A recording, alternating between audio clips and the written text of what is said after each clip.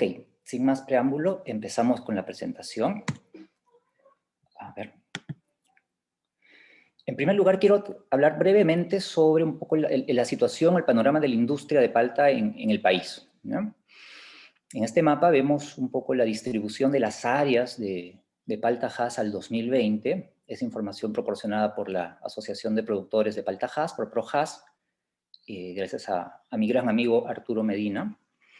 Y podemos ver que el Departamento de la Libertad sigue siendo el departamento que concentra la mayor área productiva de palta Hass en el país, ¿no? Y le siguen Lambayeque, Lima e Ica, en departamentos con mayor área sembrada de palta. Cierto es que hay palta en casi todos los departamentos de la costa y en valles interandinos, hablo de palta Hass, ¿no? Pero estos son los lugares donde se concentra nuestra industria. Este gráfico nos muestra un poco la evolución de las áreas plantadas con Hass a lo largo de los últimos 10 años. Yo cuando empecé a trabajar en palta, por el 2002, más o menos, habían 2.500 o 3.000 hectáreas de palta en el Perú. Hoy estamos llegando a las 43.000 y pueden ver ustedes esta dinámica ascendente en las áreas de producción que nos coloca hoy por hoy como un jugador importantísimo en la industria global del cultivo, del palto. Y creemos que va a seguir creciendo, pero ojalá este crecimiento sea ordenado, no sea en desorden, no generemos una sobreoferta, sobre todo en determinadas semanas del año, como veremos más adelante, que la cosa se complica a nivel comercial. En esta gráfica vemos la evolución de nuestros volúmenes producidos, ¿no? Y vemos que también hay una tendencia creciente en el tiempo, salvo en el año 2019, que tuvimos una baja producción en general. Pero esta tendencia, más que reflejar una mejora significativa en el rendimiento, se debe a la incorporación principalmente de nuevas zonas de producción, de nuevas áreas de producción. De hecho, si hacen el ejercicio de calcular el rendimiento tomando en cuenta la producción total y las áreas que vieron hace un momento, se darán con la sorpresa de que seguimos con una media país de unas 12 toneladas. Hemos pasado de 9, 10 toneladas a 11, 12 como promedio nacional de palta Hass, que es un promedio bastante bajo, siendo que pues, en muchos casos las producciones son realmente buenas, ¿no? Superan las 20, 25, 30, 35 toneladas por hectárea, dependiendo de las zonas de producción. Pero nada, esta es nuestra evolución en términos de volúmenes ofrecidos a lo largo de los años. Y en esta gráfica podemos ver la distribución estacional de nuestra oferta. Esto es interesante porque vemos dónde golpea Perú en el mercado global.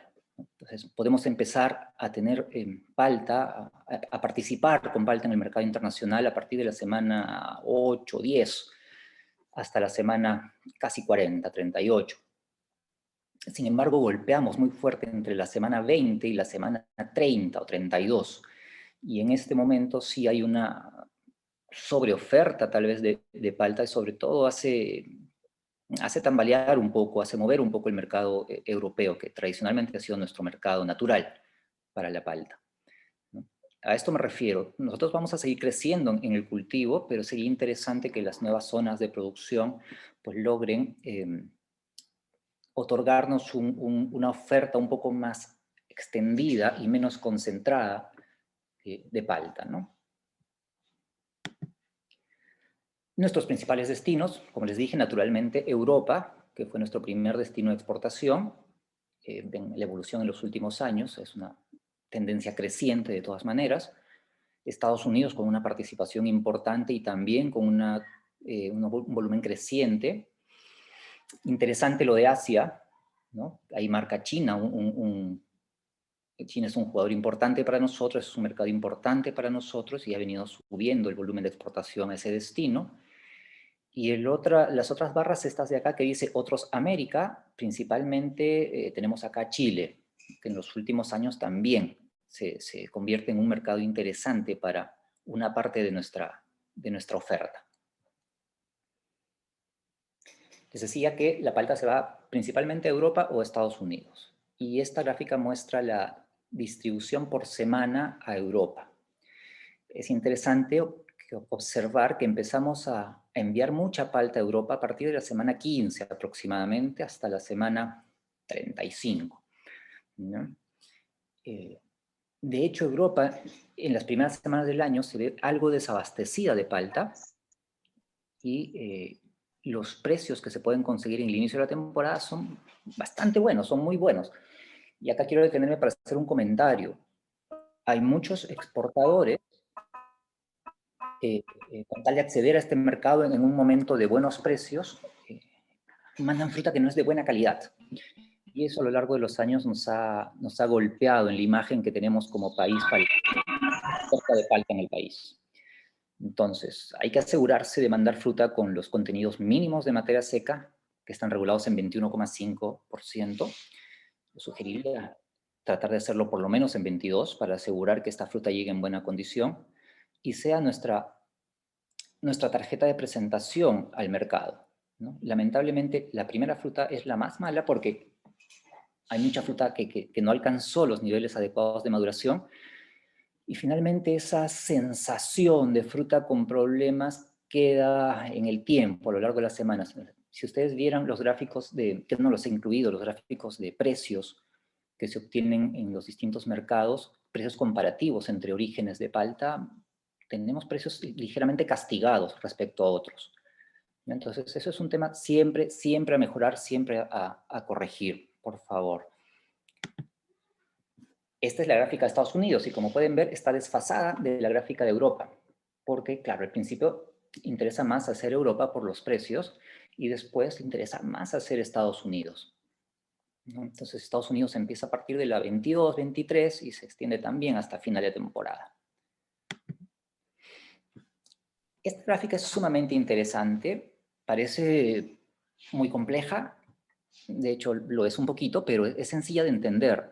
Es la representatividad de la palta, de los volúmenes de palta en Europa, y la puse para que vean, nosotros somos las barras verdes, ¿no? Estas son las semanas del año en el eje X, y vemos que nuestra participación en volúmenes en Europa en esta temporada, en estas semanas, es sumamente fuerte, muy, muy fuerte.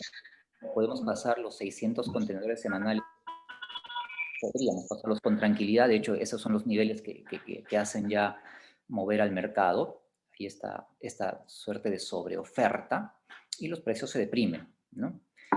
Entonces, como pueden ver al inicio del año, decae la producción de Israel, decae la producción de España, y en estos momentos es que es interesante acceder al mercado, pues los precios son altos, ¿no?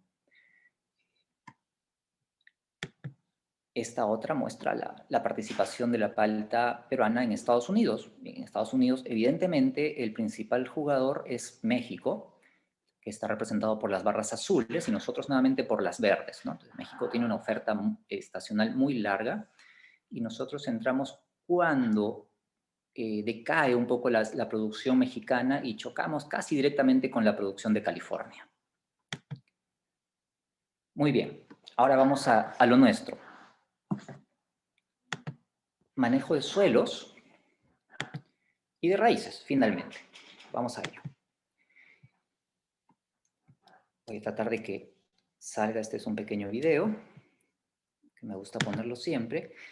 Y bueno, el punto débil del cultivo es la raíz y toda la atención del paltero, del agrónomo, debe estar enfocada en la raíz. Cuando hay buenas raíces tenemos agrónomos felices. Entonces, ese es el objetivo de de ser muy cuidadosos con el desarrollo de la raíz, ¿no? Debemos siempre estar atentos a ello. Las raíces del palto, es importante decirlo, empecemos diciendo esto, tienen requerimientos de oxígeno muy elevados, y estos requerimientos son propios del ambiente evolutivo en el que ha desarrollado la especie. Como desarrolló en bosques de Centroamérica, sujeta a una gran competencia con especies de mucho mayor volumen, de mucha más altura, Entonces empezó a tener una competencia no solo por luz, sino también por suelo, por agua, por recursos minerales, por nutrientes, y desarrolló un sistema radicular muy superficial, ¿no? Muy adaptado a esas condiciones de suelos con muy baja densidad aparente, con mucho material en proceso de descomposición, de unificación, y con mucha oxigenación finalmente, ¿no? Entonces tenemos estudios que han demostrado que las raíces del palto, en ausencia de oxígeno, con bajas tasas de difusión de oxígeno, simplemente mueren. Y se ha establecido que la tasa de difusión de oxígeno mínima es de 0,2 microgramos por centímetro cuadrado por minuto. Es una tasa bastante baja, ¿ya? Esto nos hace referencia a las necesidades de oxígeno por parte de la raíz del palto. Quise poner esta gráfica y trataré de explicarla porque no es tan sencillo. Este es un experimento que se hizo hace muchos años en California, lo hizo Valoras y sus colaboradores, y lo hizo con topa-topa, ¿no? Lo que se ve, imaginen que esto es una bolsa de vivero, ¿ya? Y acá tienen en el eje de las coordenadas, el eje Y, la profundidad, 10, 20, 30 y 40 centímetros de profundidad, ¿no? En el eje X, acá verán los valores de difusión de oxígeno, ¿ya? Básicamente la concentración de oxígeno.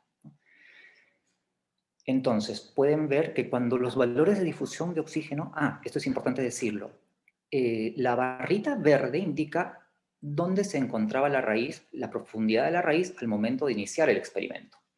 Y la flecha roja indica el punto donde el crecimiento radicular cesa o se detiene. Entonces, en ausencia de oxígeno, ¿no?, la raíz no crece, ¿no? La flecha está en el mismo nivel que la barra verde. Con menos de 0,20 microgramos, tiene un crecimiento despreciable. Recién por encima vemos que el crecimiento empieza a aumentar, ¿no? 0,40, 0,60 microgramos es un suelo más oxigenado, 0,80, miren, las raíces llegan hasta el final del contenedor. He tratado de explicarlo de la manera más sencilla, pero esto nos hace ver, o sea, demuestra que la raíz del palto es extremadamente dependiente del oxígeno del suelo, ¿ya? Y eso tengámoslo sumamente presente. En condiciones en las que falte oxigenación del suelo, la raíz no va a crecer. Y no solo no va a crecer, va a tener asfixia, o peor aún, si hay un contenido de saturación, un contenido de humedad muy fuerte, y hay inóculo de Phytophthora, tendrá pudrición radicular causada por Phytophthora. Esta es una tabla de Ferreira, de Raúl Ferreira de Chile, un estudio que él hizo. Centrémonos en el tratamiento 0 y el tratamiento 1, son dos tipos de suelo. El 0 es un suelo franco, pesado, y el tratamiento 1 es un suelo arenoso. Y lo que vemos acá son conductancia estomática y, el porcentaje de oxigenación, espacio aéreo y conductancia estomática, conductancia vascular. Vemos que en un suelo pues muy pesado, con poco oxígeno, fíjense, 7,38%, la conductancia es bastante baja. Y en un suelo muy oxigenado, que podría ser este suelo arenoso, la conductancia es 3 o 4 veces más, por lo menos 3 veces más. Entonces, nuevamente esto hace referencia al ambiente propicio para el desarrollo de las raíces del palto. En ese mismo experimento, la foto salió algo mala, esto es tomado del libro de Ferreira. Las plantas que tenían poca oxigenación en el suelo, tenían un índice de área foliar muy bajo, 1,58 metros cuadrados. Y las plantas que tenían mucho oxígeno en el suelo, en la zona radicular, 4,40 metros cuadrados. Entonces hay una influencia directa de la oxigenación y por tanto del desarrollo radicular en la expresión de la copa. Siempre lo que veamos a nivel de suelo, por eso en palto es importantísimo meterse a las calicatas y hacer las prospecciones y ensuciarse y quedarse pensando ahí y viendo todo, porque lo que vemos abajo finalmente es el reflejo en la copa, se va a reflejar en copa. y ello pues, va a incidir directamente en nuestra producción y en nuestra sostenibilidad productiva. Estas son fotos recientes de hace menos de un mes en Ica, por Subtanjaya, me parece que es esto, en un campo, y lo puse porque este es un campo de 100% arena, ¿no? Y está severamente compactado, ¿no? Está severamente compactado. Y pueden ver que el sistema radicular está totalmente limitado, ¿no?, a los primeros 20 o 30 centímetros del perfil, y debajo no hay absolutamente nada. De hecho, si ustedes ven la foto de la derecha, en este campo pueden ver, este es como el piso debajo de este colchón de raíces. O sea, las raíces llegan a ese punto y no pasan abajo. No pasan. Básicamente porque el suelo está muy compactado. Abro paréntesis. Siempre hemos pensado que los suelos pesados tienen una capacidad de compactación muy grande, y de hecho la tienen. Es importante manejarlos adecuadamente. Sin embargo, los suelos arenosos, sobre todo los suelos que tienen contenidos muy altos de arena, de arenas finas, tienen la capacidad de compactar muchísimo, ¿no? Como este caso, en el que no solo hay una limitación en el crecimiento radicular, sino que además hay una necrosis ya de raíces. Voy a ver si el video sale, por favor, me confirman si sale. Y pueden ver lo duro que es el perfil, no sé, espero que lo estén viendo, ¿ya? Es un perfil completamente compactado. De hecho, acá hemos hecho mediciones con penetrómetros y es imposible, es demasiado duro. Y es arena, pero es como, ¿qué les puedo decir? Como la arena que usan para los cimientos de una construcción. Está completamente compactada y las raíces no tienen posibilidad alguna de crecer, ¿no? Es muy, muy impactante esto. Y como les dije, finalmente, en este campo hemos tenido serios problemas de fitóptora. Ojo, la fitóptora no solo es una problemática en suelos pesados, ¿ya? De hecho, para nosotros, para nuestra industria, nunca le hemos hecho mucho caso, porque nuestros suelos son eminentemente ligeros en las zonas de irrigación. Pero con el tiempo hemos visto que la presencia de fitóptora, la incidencia y la severidad de la enfermedad está siendo cada vez mayor, independientemente del tipo de suelo, ¿no? Entonces, suelos arenosos, suelos pesados, siempre y cuando tengan en ambos casos problemas de infiltración, de percolación de agua, problemas de compactación de suelo, son candidatos a tener el problema de pudrición radicular. Y acá podemos ver las mediciones en este suelo, en el que les mostré hace un minuto, ¿no? El eje Y muestra la profundidad del suelo, la profundidad del perfil, y el X muestra la presión en términos de kilopascales medidos en el penetrómetro de suelo. Podemos ver que en los primeros 10 centímetros estamos bordeando los 500 kilopascales, por sobre 600 empieza a ser una compactación moderada. Debajo de 600 es un suelo que está en buen estado. Entonces vemos que a 10 centímetros ya tenemos una compactación moderada.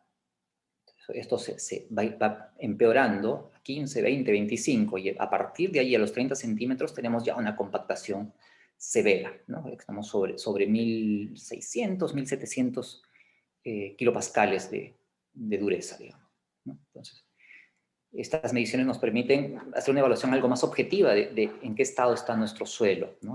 Y se ve reflejado en el desarrollo de las raíces, en el pobre desarrollo en profundidad. De hecho, un palto puede tener raíces, en suelo arenoso, puede tener raíces hasta los 80 centímetros. Yo lo he visto muchas veces, siempre y cuando el suelo no tenga estos problemas de compactación.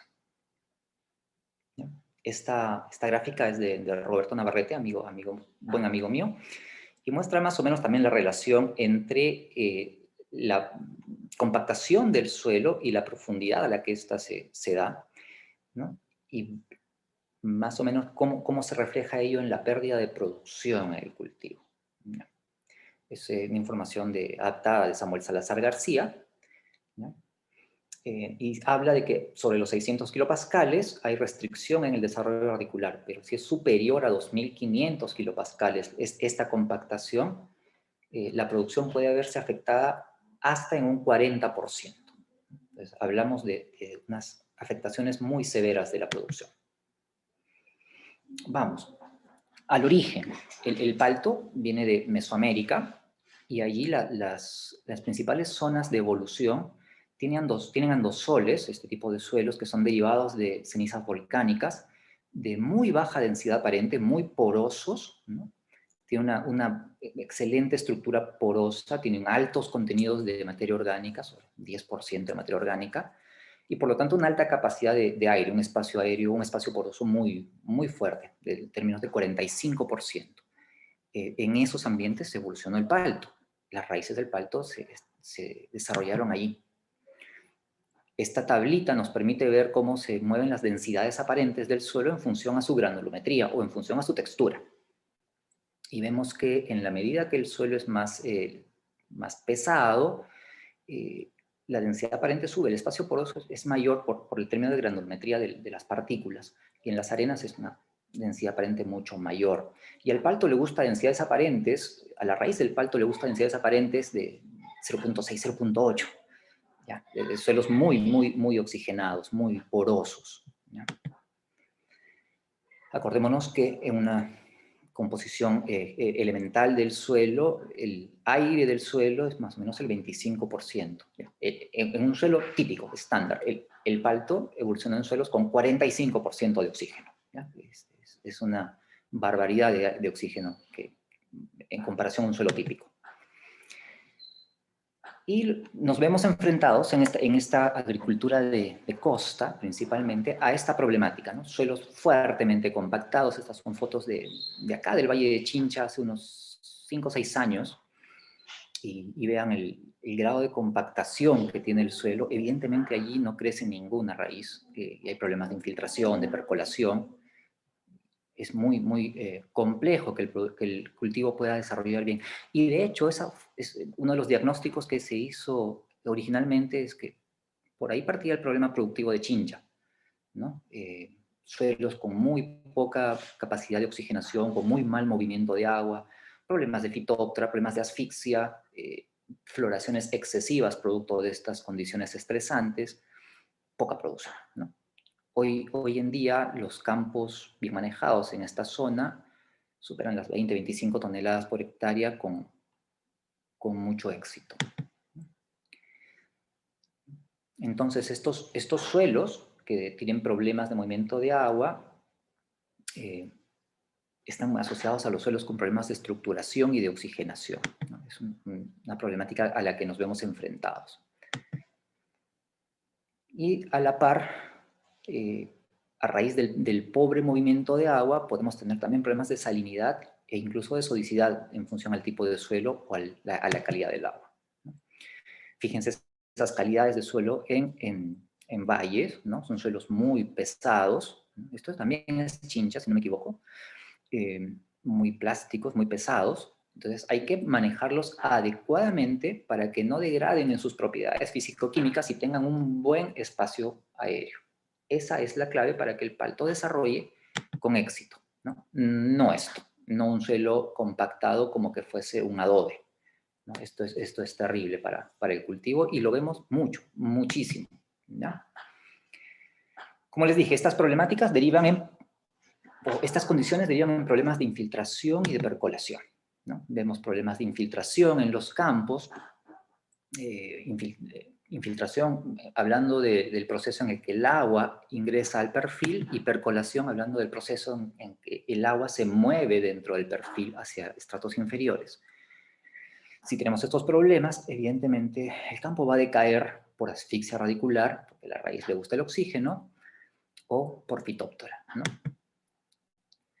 De hecho, los requerimientos hídricos del palto son bastante elevados y hoy en día los campos más productivos, digamos, en suelos pesados nos gastamos entre 10 a 12.000 metros cúbicos y en suelos ligeros 18.000. Hablo de costa central. Ojo, en el norte podemos gastarnos 20.000 en un suelo medio pesado igual, ¿ya? Porque las condiciones, la demanda hídrica es mucho más alta. Pero digamos, en costa central estas son las demandas actuales, 16, 18.000 o 20.000 metros cúbicos. Y antes, los consumos promedio eran 7, 8 mil metros cúbicos. Principalmente porque no había capacidad de poder regar más en los suelos. Lo que nos sucedía era esto, no se podía regar más. Si regábamos más, el campo iba a verse afectado severamente. Hoy que manejamos adecuadamente el suelo y sus propiedades físico-químicas, podemos regar lo que el cultivo necesita, realmente. Y la expresión, tanto en crecimiento radicular, reflejo en copa y productividad, es distinta, ¿no? Ok. Sigo con lo mismo. Estos problemas de fallas en el movimiento de agua en el suelo, de falta de oxigenación, como les dije, provocan asfixia radicular, pero también vienen de la mano con problemas de toxicidad específica de determinados iones, porque los bulbos no se desarrollan bien, nos podemos hacer riegos de lavado y ello empieza a ser un problema para la planta, ¿no? Entonces, también monitoreamos continuamente la conductividad del suelo. Hay equipamientos de campo muy sencillos, muy prácticos de usar. Nosotros usamos que es un medidor directo de conductividad, y básicamente medimos, hacemos como una cuadrícula en el perfil, vamos midiendo en distintos puntos, y con esa información ustedes podrían modelar un poco la distribución de sales en el perfil. Es como una fotografía del perfil, una radiografía de la salinidad del perfil, ¿no? ¿Qué es esto, básicamente, ¿no? Acá tienen dos emisores, dos goteros. Este es un corte transversal al perfil, y vemos que debajo del gotero no hay mucha conductividad, realmente es un suelo bastante limpio, bastante lavado, y recién ya en estratos inferiores, y donde los dos bulbos se juntan y no hay un adecuado traslape, acá arriba, digamos, a la altura de donde vendría el tronco, también hay una acumulación salina. Esto lo pueden hacer de esta manera y tener una idea, como les digo, una radiografía instantánea del estatus salino de su perfil. ¿Para qué nos sirve esto? Pues para tomar decisiones de ajustes en el riego, de programar una fracción de lavado mayor o menor, o programar un riego especial de lavado, ¿no? Y con ello tener el perfil limpio, ¿no? Evidentemente no lo vamos a poder hacer si el suelo está compactado, si tiene estos problemas. Entonces lo primero es lo primero, hay que trabajar el suelo en sus propiedades físico-químicas, tiene que estar en buen estado y tiene que tener buena oxigenación. Si no, se nos intoxica, decae o se intoxica, ¿no? Esta es toxicidad por cloruros, todo el mundo la conoce, creo yo. Es más, estamos casi acostumbrados a verlo como parte del paisaje, y no debiera ser así, ¿no? Porque hemos visto, hemos medido muchas veces que la capacidad fotosintética de una hoja afectada por cloruros, una hoja intoxicada por cloruros, es casi el 50% de la capacidad de una hoja sana, verde, grande, ¿no? Entonces sí, nos afecta, y nos afecta mucho. No debemos acostumbrarnos a ver este tipo de escenarios en el campo. Peor aún es si la intoxicación es por boro, ¿no? Problemas de movimiento de boro, acumulación de boro en el perfil, absorción, y ya, el boro es terrible, no se lo deseo a nadie, ¿no? Salir de una intoxicación por boro es sumamente complejo. Como pueden ver, se caracteriza por una necrosis marginal irregular en la hoja, ¿no? Ok. De la mano, los problemas sanitarios, ¿no? La asfixia radicular y la fitóptora, o la pudrición de raíces causada por Phytophthora cinnamomum. Acá en el sur es muy fácil identificar los árboles que están afectados por Phytophthora porque brotan de esta manera. Tienen unos brotes con unos entrenudos muy cortitos, unas hojas pequeñas también, alargadas y pequeñas, y pálidas, que le llaman pata de gallina o algo así por el estilo, ¿no? Entonces, inmediatamente uno ve esto, tiene que asumir, hay problemas en la raíz, ¿no? Hay problemas en la raíz. Van al suelo y van a encontrar raíces fuertemente afectadas por Phytophthora, ¿no? ¿Qué es esto? Es fácilmente diagnosticable. Zonas necrosadas de la raíz, ¿no? Pero mantienen la integridad en la médula de la raíz, ¿no? Toda la corteza se desprende, está necrosada, pero mantiene la integridad de la corteza. De hecho, la raíz puede volver a brotar en otros puntos y tener crecimientos secundarios y tener porciones completamente necrosadas, ¿no? Volvamos al gráfico anterior. Porque ante esta problemática tenemos que tener acción, no podemos quedarnos de brazos cruzados. Entonces, en este campo en el que tenemos problemas, este es un ejemplo, ¿no? Del campo que les comentaba que vemos con Andrea, que tiene una fuerte compactación. Debemos tener opciones de manejo para corregir esta problemática, ¿no? Y lo primero, espero que se vea, es el trabajo de subsolado físico. Acá pueden ver un trabajo de subsolado físico con un subsolador pequeño, arrastrado por un tractor de alto caballaje, que no profundiza mucho, probablemente esto profundice unos 50 centímetros, ahora vamos a ver las puntas que tiene, ¿no? Y seguramente muchos que no están acostumbrados a esto se alarmarán, porque dice, oye, si la raíz del pacto es lo más delicado que hay, ¿cómo le voy a meter una punta, un subsoldador, ¿no? Se me va a morir todo. Pero no, tranquilos, o sea, realmente lo hacemos mucho, con esto rompemos todos llamamos la macrocompactación del suelo, hacemos una ruptura física del suelo, inmediatamente hay un crecimiento radicular, ¿no? Ley de Newton, ¿no? Toda acción genera una reacción y tenemos un nuevo crecimiento radicular. Tenemos oxígeno en el suelo y los campos mejoran inmediatamente, ¿no? Entonces no le tengan miedo, pruébenlo si es que sienten algún temor al respecto. Verán que los resultados son sorprendentes, ¿no? Entonces, esta sería la primera herramienta de acción que tenemos, trabajar físicamente el suelo, ¿no? ¿Ya? De hecho, es importantísimo, tal vez piensen que es obvio decirlo, pero lo digo de todas maneras, que la plantación al inicio, a la preparación de la plantación, antes de plantar el huerto, debemos subsolar el campo y subsolarlo en profundidad, 80 centímetros, y darle 1, 2 pases, 3 pases, los que sea necesario, ¿ya? Para romper esos estratos duros o esas capas duras, esos hardpan que están en el perfil y que van a impedir el apropiado desarrollo radicular, ¿ya? Ok. ¿Qué pasó aquí? Es lo mismo, se repitió. La otra herramienta que tenemos es el manejo de acondicionadores químicos, acondicionadores de suelo, o enmiendas a medida, o enmiendas comerciales, ¿no? En el mercado hay varias, de hecho, tenemos varias que utilizamos en nuestros programas, ¿no? Y en esta gráfica trataré de explicar también qué es lo que estamos viendo. Es una gráfica temporal, esto muestra el tiempo en el eje de las X. En el eje de las abscisas vemos el tiempo desde enero hasta marzo, una evaluación en ese tiempo.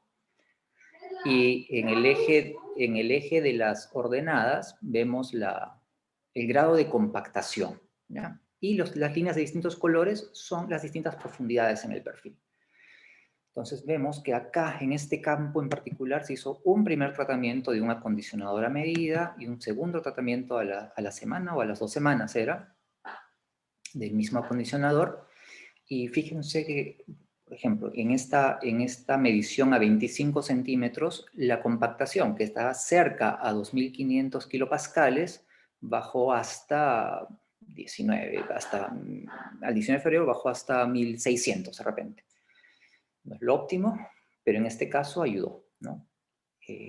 Algo que vemos es que muchos de estos acondicionadores no tienen un efecto duradero en el tiempo. O sea, nos pueden ayudar a salir de un proceso en una etapa particularmente importante.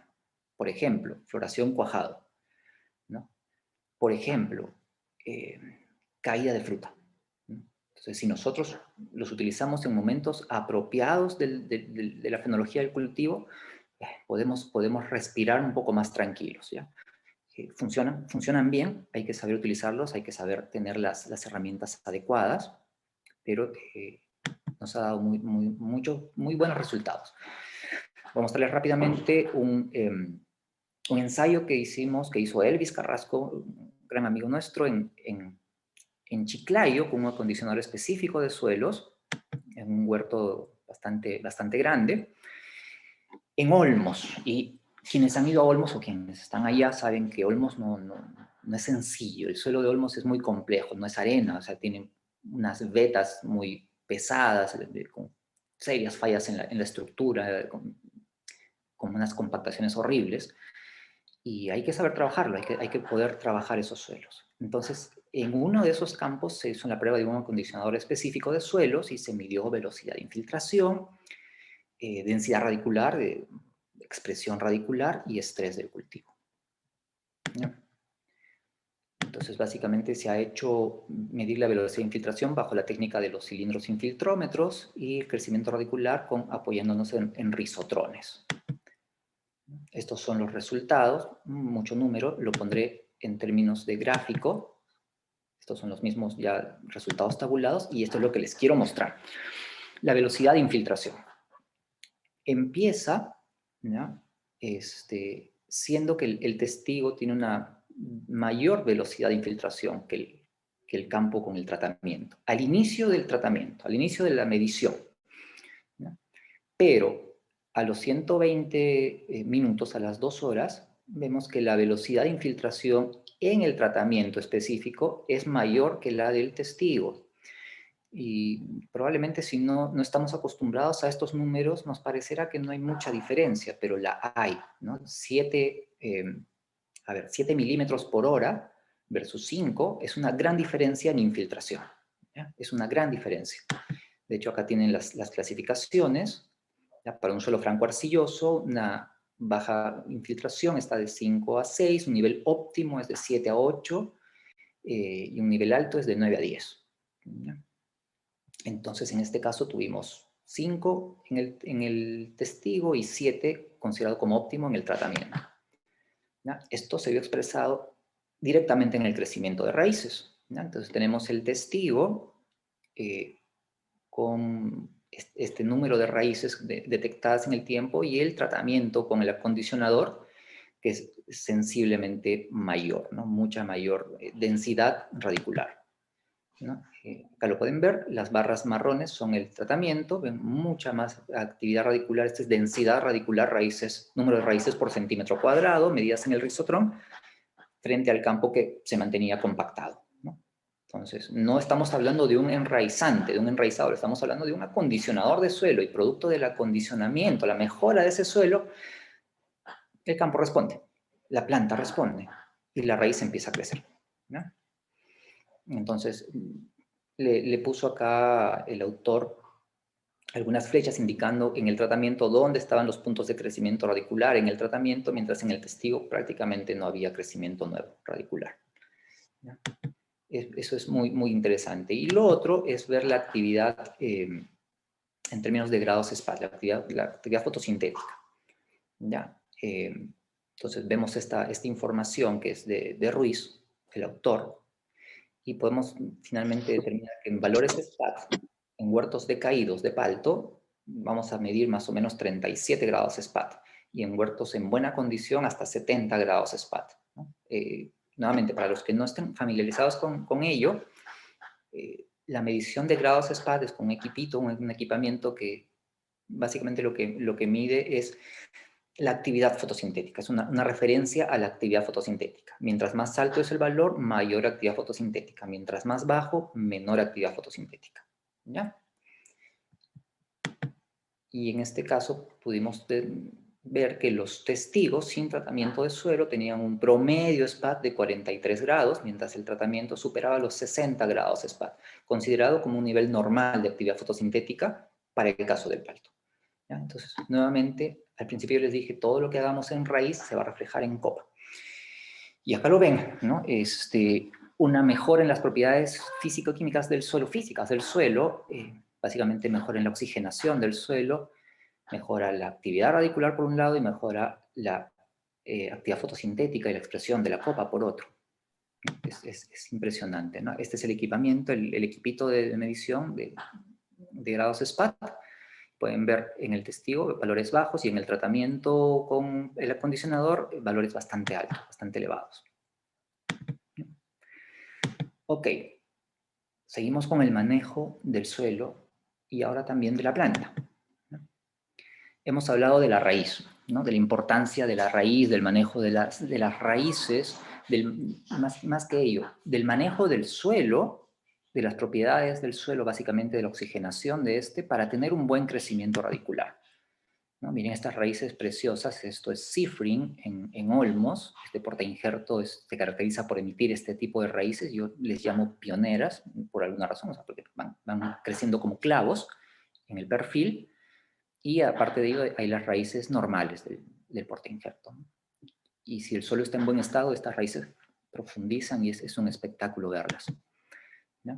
Finalmente lo que queremos es esto, ¿ya? Esta foto no son gusanos, no se espanten, no se asqueen, es raíz joven, es raíz nueva, son puntas blancas de crecimiento, y también tenemos mucho crecimiento radicular en superficie, ¿no? En el palto tenemos que tener raíz superficial, que es como el seguro que contratamos, siempre hay que tener raíz superficial y por lo tanto es importantísimo tener este colchón de mulch. La raíz se siente muy cómoda creciendo entre esta interfase del mulch en descomposición y el suelo, y ahí siempre vamos a tener raíz. Si no la tenemos, problema. Pero además debemos tener raíz en profundidad, ¿no? Y ver que tenemos un adecuado desarrollo radicular, buenos flujos, buenos ciclos de crecimiento radicular, y eso hay que seguir monitoreándolo, ¿no? El paltero que se respeta tiene que ver sus raíces, y el paltero que ama su cultivo ama sus raíces. O sea, si ustedes ven a alguien que escarba el suelo de palto y lo deja ahí abierto y se va, ojo, sospechen, no es paltero. El paltero las va a cuidar, las va a volver a tapar con cariño y va a cuidar su raíz. Ese es el punto.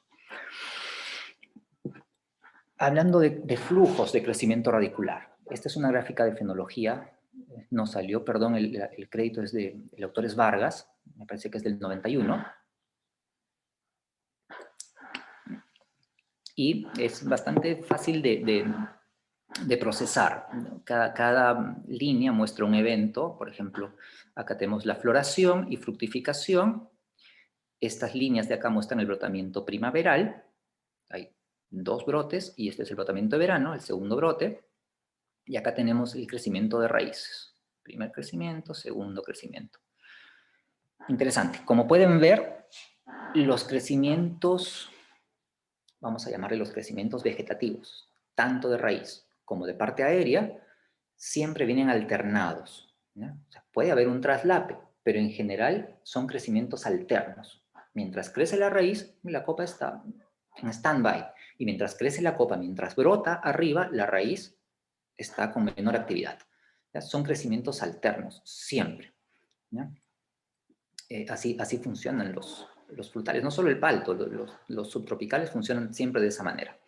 Y bajo nuestras condiciones de cultivo, el ciclo de crecimiento de raíces nunca para. Siempre tenemos crecimiento radicular y lo que podemos ver son picos de crecimiento radicular, ¿no? Pero si uno viese una gráfica de fenología de olmos, de motupe, de cualquier zona más cálida, va a ver que la actividad radicular es permanente. Lo que vamos a lograr identificar son picos de crecimiento radicular, ¿no?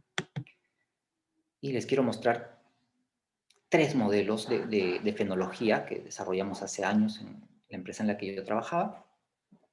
Y básicamente es muy parecido, es muy parecido.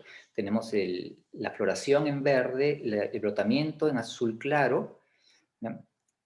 La caída de frutos en rojo y el crecimiento radicular en anaranjado. Vemos acá también 2 picos de crecimiento radicular, esto es crecimiento relativo, ¿no? En un estudio fenológico de varios años. Se ve lo mismo, viene el crecimiento vegetativo y posterior a él viene un flujo radicular, y para el verano es la inversa, primero el flujo radicular y luego el vegetativo. Para esta temporada, ojo, ¿ya? Veamos lo que pasa en la siguiente temporada, no necesariamente es lo mismo. Vemos aquí que hay un traslape bastante fuerte entre el crecimiento vegetativo y el radicular. Raro, ¿no? Entonces este crecimiento vegetativo además es mucho menos intenso que el de floración. Perdón, me estoy equivocando. La floración es mucho más intensa el crecimiento vegetativo es mucho más intenso a la floración, ¿ya? Pero viene traslapado con un crecimiento radicular y luego hay 2 ciclos posteriores. Y vemos un año adicional en que el crecimiento radicular anaranjado viene antes que el crecimiento vegetativo azul, ¿no? Y la floración. Ok, ¿qué me interesa mostrarles acá? ¿Por qué les pongo tantas líneas de colores? que nuestros modelos fenológicos no son estáticos, deben ser dinámicos, ¿no? Entonces, es algo trabajoso hacerlos, pero les aseguro que va a ser muy, no solo interesante a nivel de entender el cultivo, sino agronómicamente uno puede adaptar las técnicas que quiera para determinados momentos, ¿no? Me invento, quiero mejorar el contenido de zinc. Entonces voy a trabajar en una concentración alta de zinc a través del sistema, con sulfato de zinc concentrado a 2,5 mil equivalentes. Entonces, si yo conozco cuál es mi pico radicular, sabré que ese es un momento apropiado para poner esa inyección específica o no. ¿No? Entonces, no solo es bonito, no solo es interesante, sino que es práctico. ¿No? Entonces, pueden ver acá distintos ciclos vegetativos en lo largo de 3 años, no siempre es igual, distintos ciclos florales a lo largo de 3 años y distintos ciclos de crecimiento radicular. No siempre son iguales. Entonces, en agricultura, en esta agricultura moderna que estamos desarrollando, tenemos que medir para poder tomar las decisiones y no podemos trabajar por calendario, no debiéramos trabajar por calendario, semana tal, semana cual, siempre de la mano con un modelo fenológico y con una actualización fenológica, de ser posible. Vamos a otras partes de la fisiología del cultivo. ¿Por qué hemos hablado tanto de la raíz? Un buen sistema radicular en el palto se va a reflejar en una buena actividad vegetativa, y en una buena floración y en una buena producción. El palto es una especie siempre verde, pero con una longevidad de follaje limitado. Una hoja de palto puede durar de 10 a 12 meses, ese es su ciclo de vida, esa es su longevidad. Quiere decir que el brotamiento de esta primavera apenas llegará a la primavera siguiente y va a morir, va a entrar al proceso de senescencia y caerá. Antes de caer, exporta lo que tiene adentro y la hoja cae habiendo cedido los nutrientes que tiene adentro acumulados. Ojo, en ambientes estresantes, y hablando de estrés, puede ser un estrés de temperatura por frío, un estrés hídrico por falta de agua o por exceso, un estrés salino, un estrés sanitario por fitóptora, etcétera, ante cualquier condición de estrés, durante la floración o antes de la floración ocurre un proceso de defoliación o de pérdida de follaje acelerado.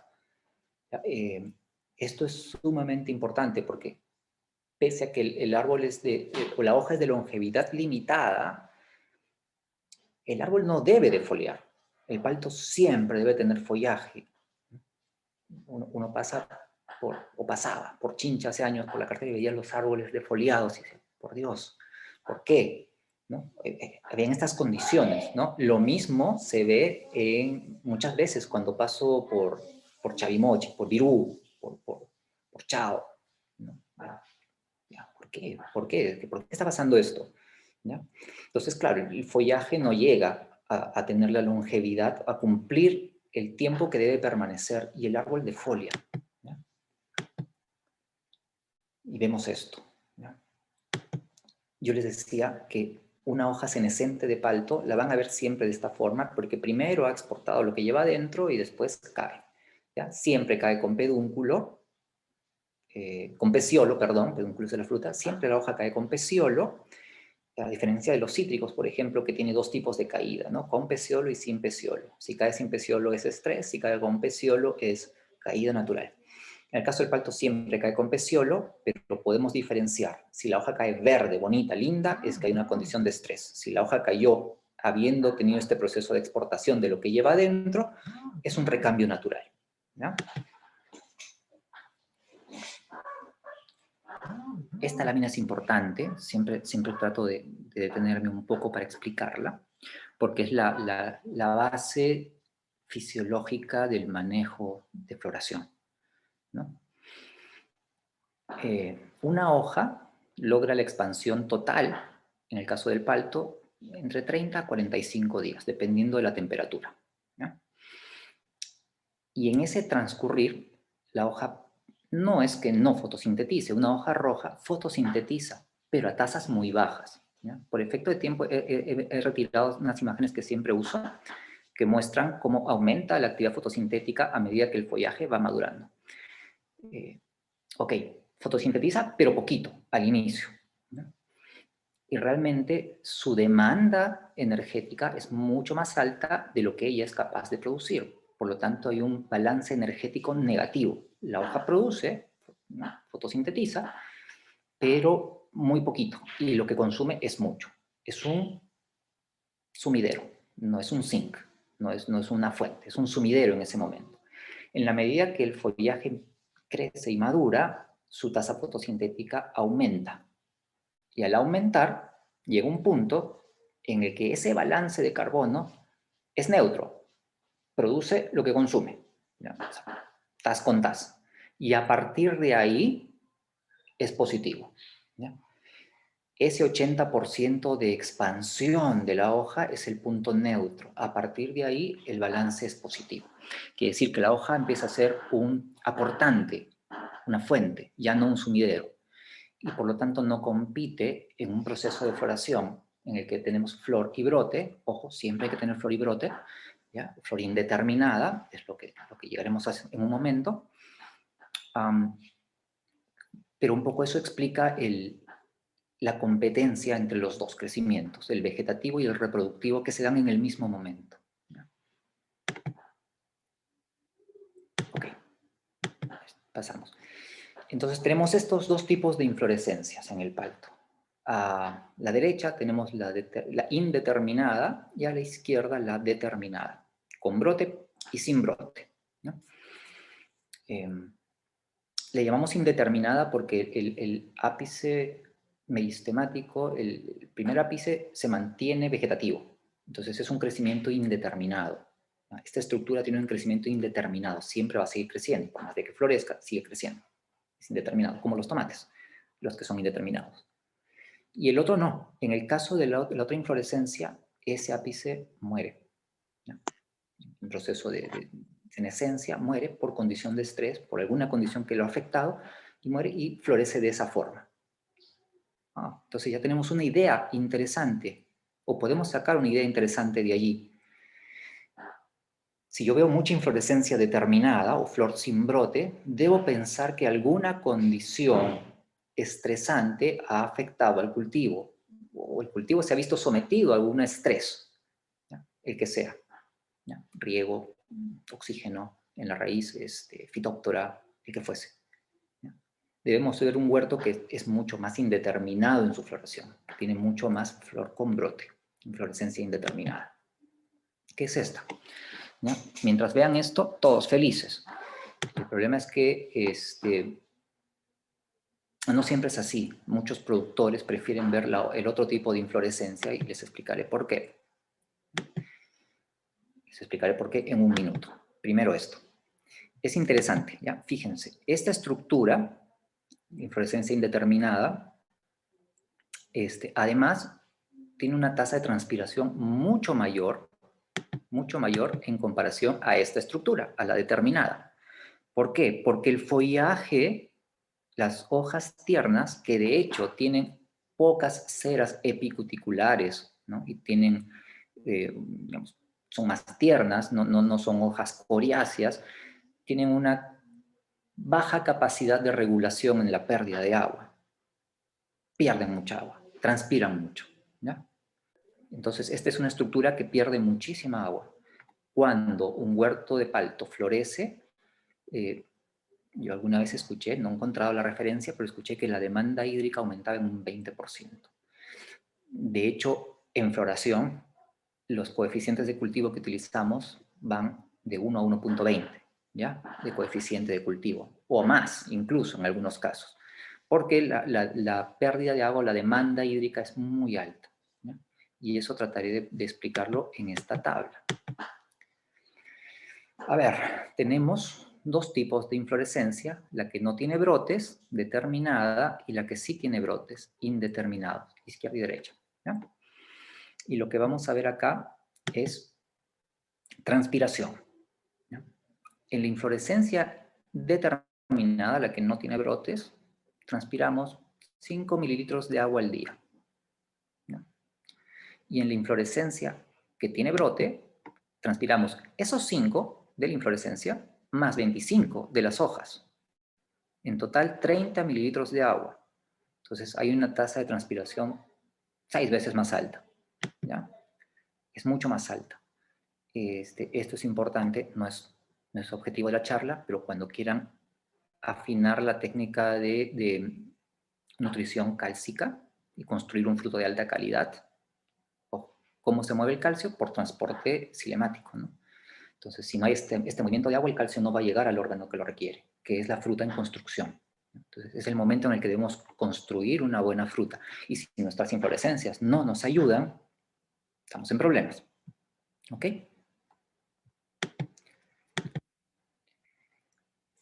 Esto quería decirles hace un momento. Muchos productores les gusta la otra inflorescencia, la que no tiene brote.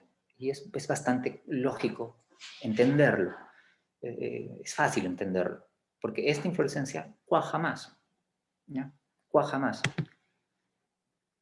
Si cuaja más, ¿por qué les pido que tengamos una inflorescencia o una floración más indeterminada? Porque a nivel de balance global hay mucho más producción en un campo indeterminado que en un campo determinado. Trataré de explicarles por qué. Fíjense en este gráfico, olviden la parte de la izquierda, que es un año off de baja producción, vamos al año on de alta producción. Esto, si no me equivoco, es en Nueva Zelanda. La barra blanca es la inflorescencia determinada y la barra acotada es la inflorescencia indeterminada. Y lo que estamos viendo es cuajado de frutos, promedio, número de frutos cuajados. ¿Ya? Vemos que en la inflorescencia determinada, la que no tiene brote, tenemos muchos más frutos cuajados que en la otra, en la que tiene brote, por este proceso de competencia. ¿Ya? Pero, ojo al detalle, dice número inicial de frutos, ¿ya? Del cuajado inicial, initial fruit set, del cuajado inicial, la primera parte del cuajado, ¿ya? Cabecitas de fósforo tal vez. Entonces, acá vemos que hay un cuajado inicial muy alto, porque no hay competencia. Y los productores ven esto, o vemos esto, y todos estamos felices de la vida diciendo, uy, qué bien, está cuajando, parecen aceitunas. No, realmente no, esto no es una buena señal, porque mucha de esta fruta va a caer, ¿ya? Va a caer, y aparte es una fruta que no tiene una buena construcción en sus paredes celulares, porque el movimiento de calcio no es el mejor en ella, por transpiración, o por falta de transpiración. Y además se quema, porque nadie la protege, no hay un follaje superior, un brote que esté encima, que después la protege en el verano, y se quema, ¿no? Y estamos pintándola, o estamos encapuchándola, o como sea. Es un problema, ¿no? Y estas dos gráficas muestran lo que les decía, ese tipo de fruta cae más, ¿ya? El gráfico de la izquierda es el patrón de caída de fruta de un campo más determinado, de inflorescencia determinado, sin brote. Vemos un pico de caída muy alto, ¿ya? Y sobre todo de fruta pequeña, muchísima fruta pequeña que cae. Y este es un campo indeterminado o una inflorescencia indeterminada con brote, y vemos que la tasa de caída de fruta es mucho menor. Entonces, este cuaja menos, pero retiene más. Este cuaja mucho y pierde mucho, ¿ya? Pero ojo, si cuaja mucho, además, acá hay un desgaste energético, ¿no? Porque para que esta flor haya llegado a ser un fruto en inicio de desarrollo, hay un desgaste energético, ¿no? Es un proceso altamente costoso en términos energéticos. Entonces, es energía tirada al vacío, ¿ya? Porque esa cuaja se pierde y la planta gastó energía en una fruta que perdió después. ¿Ok? Y pasa esto. En etapas tempranas del desarrollo ocurre esta abscisión de frutitos. Queremos esto, queremos un campo muy equilibrado, muy indeterminado, ¿ya? Para cerrar un poco la parte de fisiología, reservas, ¿ya? Reservas. El palto acumula almidón, acumula reservas, y acumula almidón en hojas, en ramas, en troncos, en raíces, en todas sus estructuras, ¿ya? Y esta acumulación de almidón es fluctuante en el tiempo, no es igual a lo largo del ciclo fenológico, ¿no?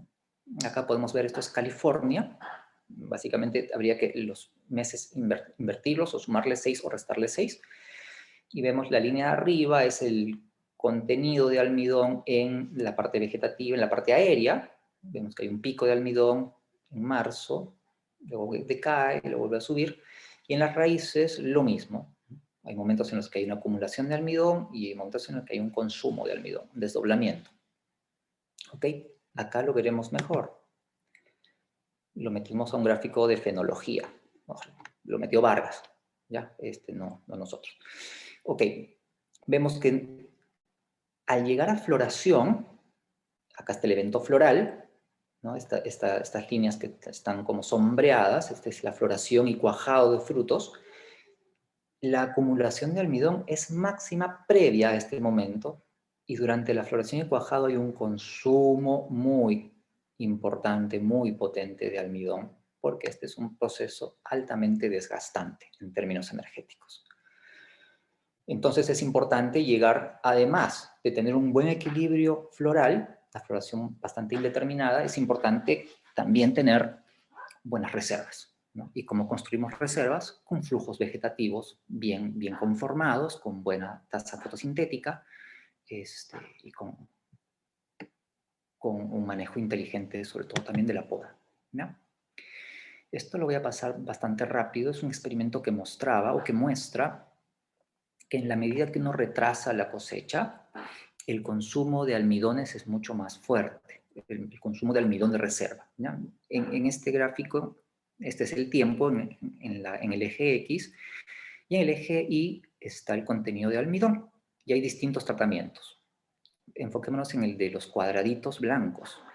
Este es un tratamiento en el que la fruta se cosechó al 30% de materia seca, es decir, se dejó la fruta colgada mucho tiempo en el árbol, ¿no? Y los otros se cosecharon antes, 21%, 24%, y qué sé yo. Vemos que en el tiempo todos están más o menos iguales, no hay diferencias significativas entre ellos, y una vez que se cosechan los primeros tratamientos, el contenido de almidón de reserva se incrementa, más no así en el tratamiento en el que no se cosechó tarde. ¿Por qué? Porque el palto es un productor o es un generador de aceites. No estamos generando carbohidratos, no son uvas, no son mandarinas, ¿no? Son paltas. Generamos lípidos. Y la construcción de una unidad de lípidos es 3 veces más costosa que la construcción de una unidad de carbohidratos. Entonces el desgaste energético, el desgaste de reservas por dejar la fruta mucho tiempo colgada, va a provocar un consumo importante de estas, ¿no? De las reservas, ¿no? Porque estamos destinando esa energía en producir aceite. Para culminar este experimento, al año siguiente, ¿no?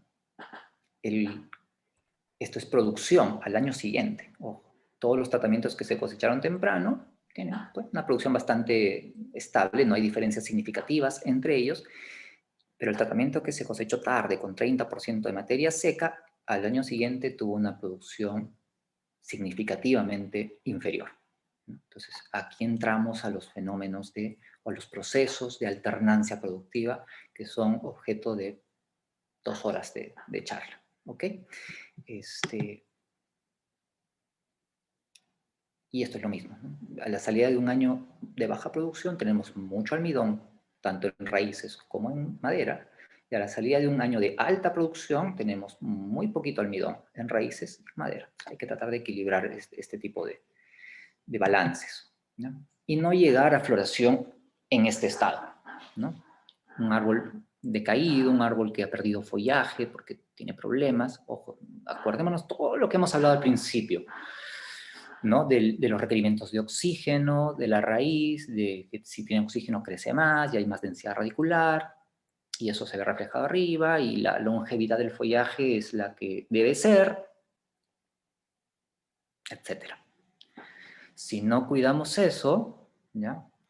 Vamos a llegar a floración con un huerto decaído, ¿ya? Entonces, quisiera redondear algo, aterrizar algo. Me pidieron que hable sobre manejo post cosecha, ¿ya? Queremos llegar a floración con un huerto en buenas condiciones.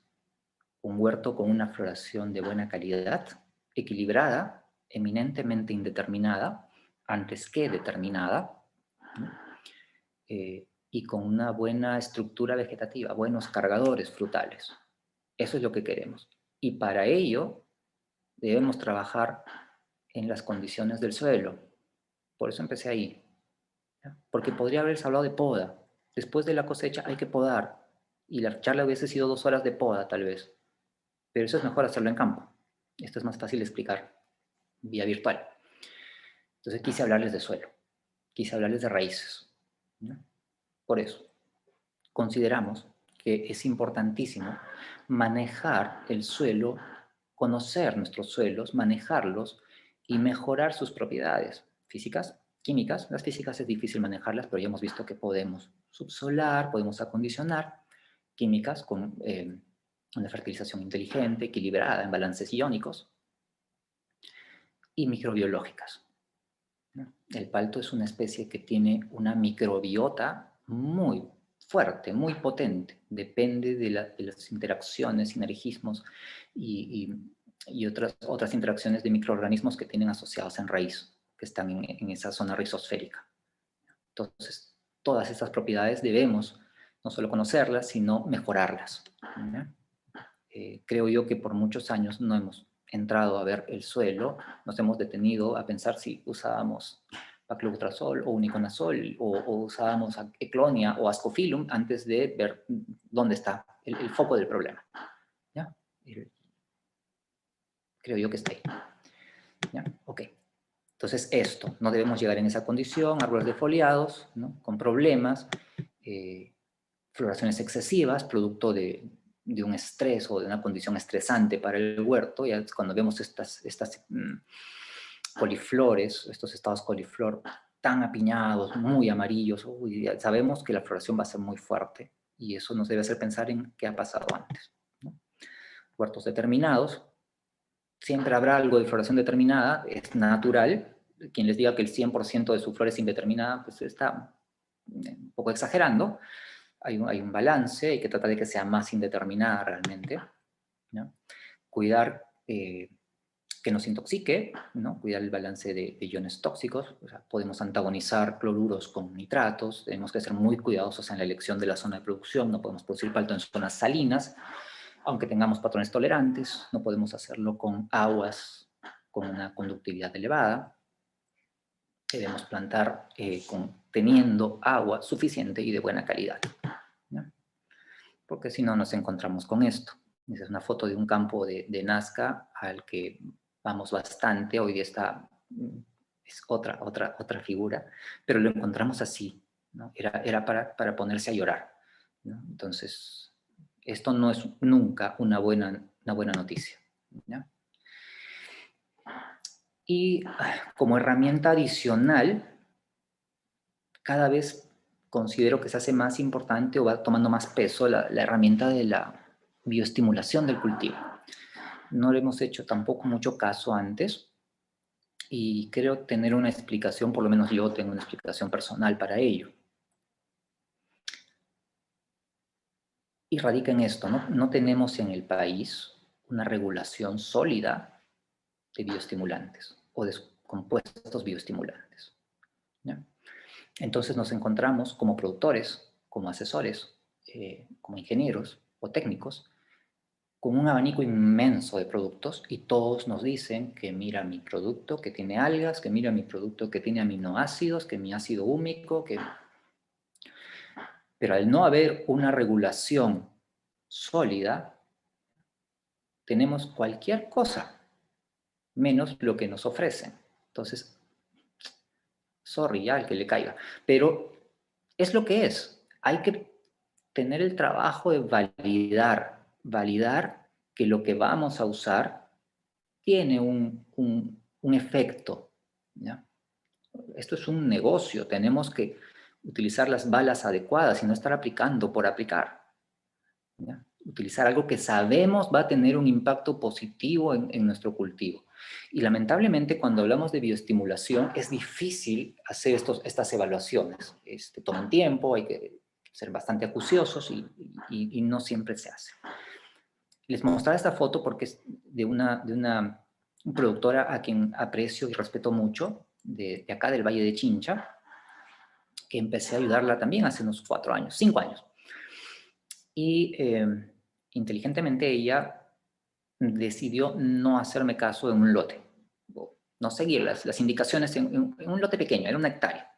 ¿Ya? O sea, me corrijo, sí hizo todo el programa de fertilización porque no podía modificarlo, se hizo el riego igual, la poda igual, pero simplemente en ese campo durante 3 años no aplicó un solo bioestimulante, ¿no? Ninguna alga, ningún aminoácido y tampoco aplicó ningún nutriente foliar. Y después de 3 años se confesó y me dijo, Horacio, he hecho esto, no te había contado, quiero mostrártelo. Fuimos al sector y me dijo, esto es. Y te lo muestro por una razón. Entiendo que el árbol se vea más débil porque no le he puesto ningún foliar, pero no sé por qué se me ha quemado el follaje y por qué he perdido follaje, ¿no? ¿Por qué está en esa condición? Y la respuesta es la bioestimulación. Esta es una raya más allá, ¿no? El mismo programa de nutrición, el mismo programa de riego, el mismo programa sanitario, pero con un programa de bioestimulación integral. Hay que detenerse a estudiar un poco este asunto, viene con más fuerza, cada vez va a ser más interesante, va a ser importante a mis amigos de Chemi también, por favor, que puedan validar la acción de los bioestimulantes que tienen, a los que los productores tenemos acceso, porque esto sirve, pero hay que saber cómo y hay que validar, porque tenemos un abanico inmenso en el mercado y probablemente de los 300 tipos de algas o soluciones de algas que tenemos, 295 son cualquier cosa. Sorry, es mi opinión. Pero tenemos que mejorar ese asunto. Al final esto es un negocio, o sea, productores, agrónomos, todos tenemos que mejorar esto, ¿ya? Para tener un huerto en buen estado, con mucha regeneración vegetativa, reflejo de una actividad radicular buena y que llegue a una floración equilibrada, ¿ya? Eminentemente indeterminada. ¿Ya? Esta es una floración indeterminada, linda, bonita, no podría decir 100% indeterminada, pero muy bonita. Y esto es garantía de buenos kilos, buena calidad, y además estoy generando el cargador frutal del otro año, el primer cargador, que es el brote de primavera. Luego tengo que generar el segundo, que es el de verano, que es el mejor aún. ¿Ya? Pero nada, eso es lo que quería plantearles, de eso quería conversar con ustedes. Y nada, agradecerles por su paciencia, por su asistencia, su paciencia, su tolerancia. Hay casi 100 personas todavía en línea. Se los agradezco. A nombre mío y de Andrea, están nuestros correos, cualquier cosa a sus órdenes, pues para lo que necesiten. Muchas gracias, ingeniero Horacio. También agradecemos a la ingeniera Andrea Burga por la ponencia que también lo ha apoyado. Gracias. En estos momentos le damos pase al ingeniero Carlos Rodríguez, que nos va a hacer una pequeña presentación.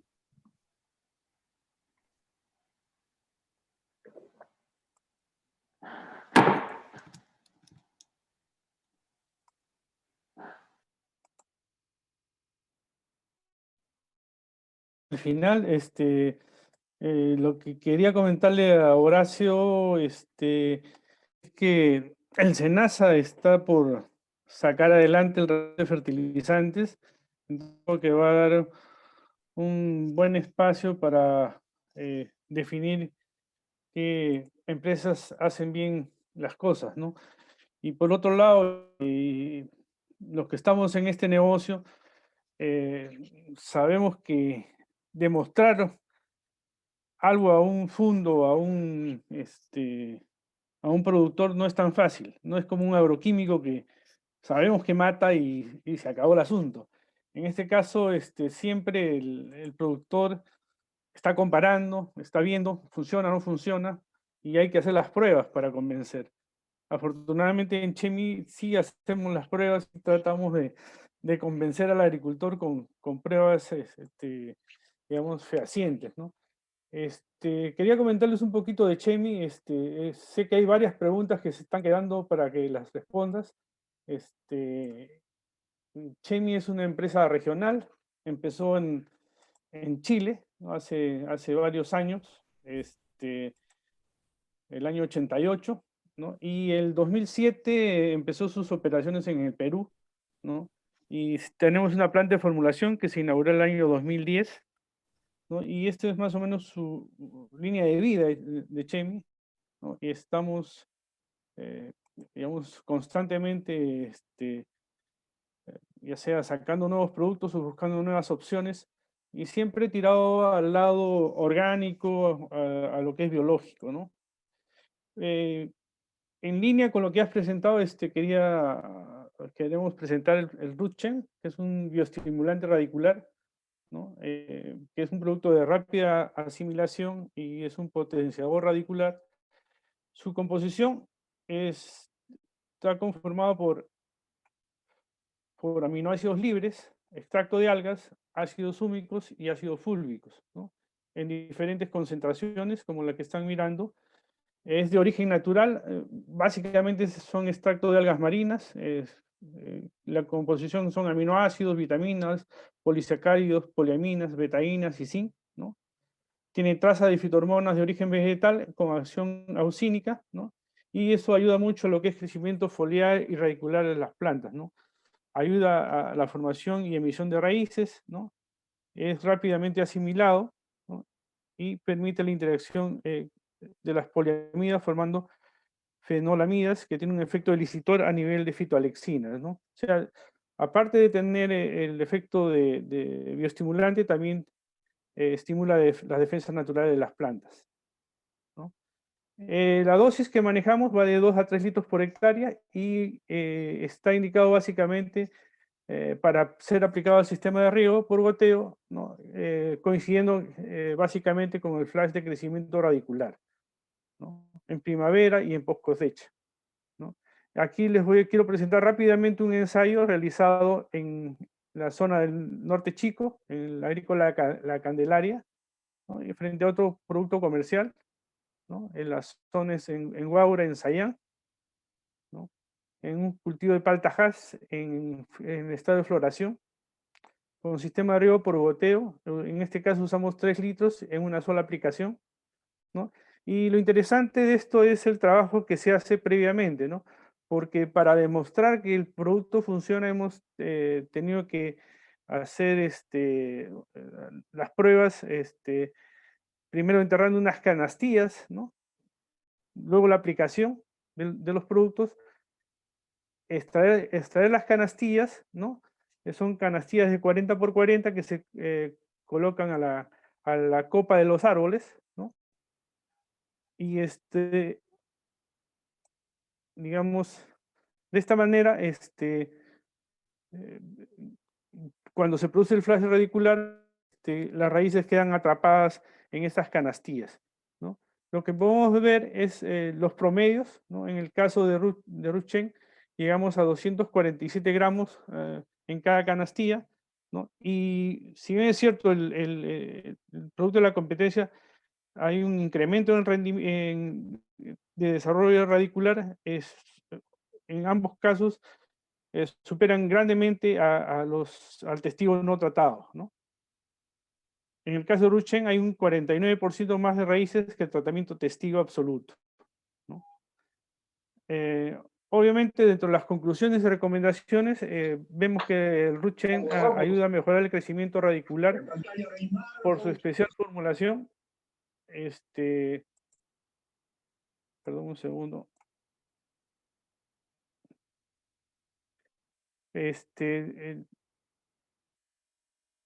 También podemos recomendar las aplicaciones de ácido fúlvico, que también ayuda a mejorar la absorción de nutrientes a nivel radicular, ¿no? Y aquí vemos rápidamente cómo se procede a instalar las canastillas, ¿no? Ahí están en la canastilla instalándose, ¿no? La extracción de las canastillas, ¿no? Se procedió a evaluar la cantidad de raíces, ¿no? Y aquí podemos ver digamos, el volumen radicular del campo tratado con Ruchen, el producto de la competencia y el testigo, ¿no? Y aquí tenemos los pesos. El testigo tuvo en promedio 117 gramos, ¿no? En el caso de Ruchen llegamos hasta 383 gramos en la canastilla. El otro producto que queríamos mencionar era el Quimsa, que es un bioestimulante también para un balance adecuado para su cultivo. Es un producto bioestimulante a base de potasio y algas marinas, ¿no? Básicamente está orientado para estimular el cuajado y el llenado de los frutos, ¿no? Como bioestimulante tiene ácido algínico y manitol, ¿no? Tiene un contenido hormonal a base de auxinas, citoquininas y GBL, y como nutriente contiene potasio, ¿no? Las recomendaciones es básicamente dosis de 200 a 250 mililitros por cilindro, ¿no? Y realizando la primera aplicación en plena floración y la aplicación al cuajado, ¿no? Hemos hecho ensayos en la Universidad Agraria, ¿no? Para ver la eficacia de trihormonales en el cuajado de frutos, ¿no? En inflorescencias indeterminadas en un cultivo de palto. Esto se hizo con el profesor Alejandro Pacheco de la universidad, ¿no? Y con el apoyo de Nicolai, que es nuestro desarrollista en la zona sur, ¿no? Lo que se evaluó fue el crecimiento de los brotes vegetativo apical, evaluación del crecimiento del diámetro del eje floral y evaluación del cuajado, ¿no? Se hizo un sobrepalto fuerte en prefloración y se utilizó un producto estándar que es el Biocime y nuestro producto el 15, ¿no? Se tomaron 3 árboles como muestra, ¿no? La aplicación fue foliar y se aplicaron 2 dosis a 200 y 250 ml por cilindro, ¿no? Se marcaron las plantas, ¿no? Y digamos, cuando se utilizaron dosis bajas, se evaluó el crecimiento del brote vegetativo y obviamente no vemos diferencia entre el producto estándar y el nuestro, ¿no? Y el testigo absoluto se disparó el crecimiento del brote vegetativo. Cuando evaluamos el diámetro del eje floral, tampoco observamos diferencia con el testigo comercial, ¿no? En el cuajado de frutos, observamos con la dosis baja un menor cuajado, pero superior al testigo, ¿no? Observen ustedes que el testigo solamente tuvimos 0.17, en cambio, en el caso de 15 llegamos a 0.75. En el caso de la dosis alta, desde el crecimiento del brote vegetativo, tampoco mostró diferencias significativas con el testigo comercial y ambos tuvieron un menor desarrollo que el testigo absoluto. En el diámetro del eje floral tampoco hubo diferencias con el tratamiento convencional, ¿no? Y lo mismo para el cuajado de frutos, ¿no? Como podemos ver en los resultados de las dosis bajas, no hay diferencias entre los tratamientos de Biocime, que es el estándar, y el Quimsa, pero sí se diferencian con el testigo absoluto.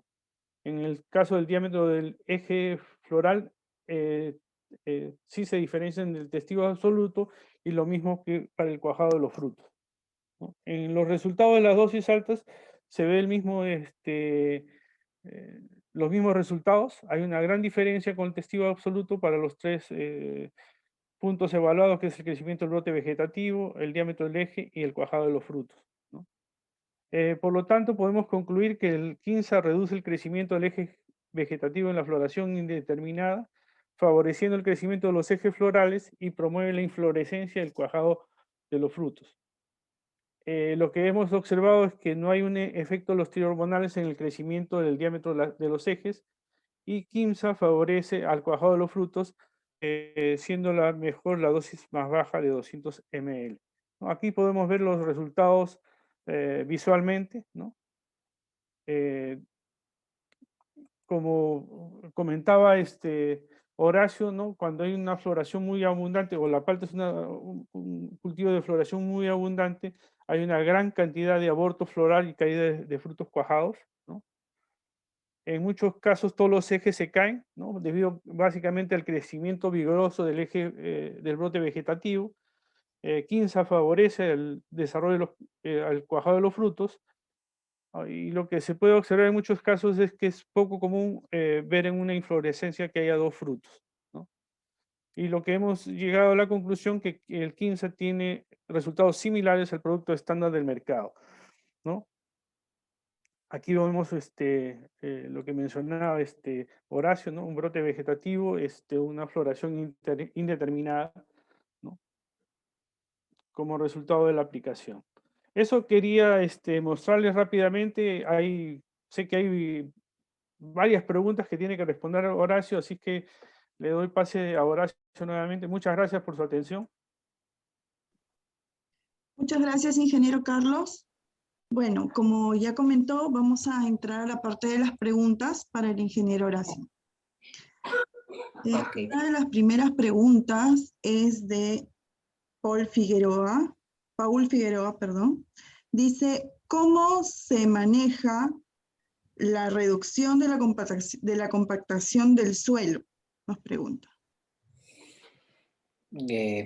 Bueno, hay distintas estrategias, como lo comenté antes. Podemos hacer un subsolado físico del suelo, eso ayuda con la macrocompactación, o podemos utilizar también acondicionadores de suelo. Les llaman a veces subsoladores químicos. Entonces hay esas alternativas.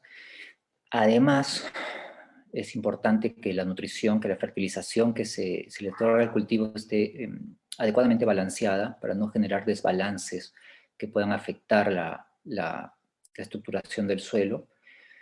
La incorporación de materias orgánicas líquidas, ¿no? Ácidos húmicos de buena calidad, eso nos va a ayudar en el mediano y largo plazo, ¿no?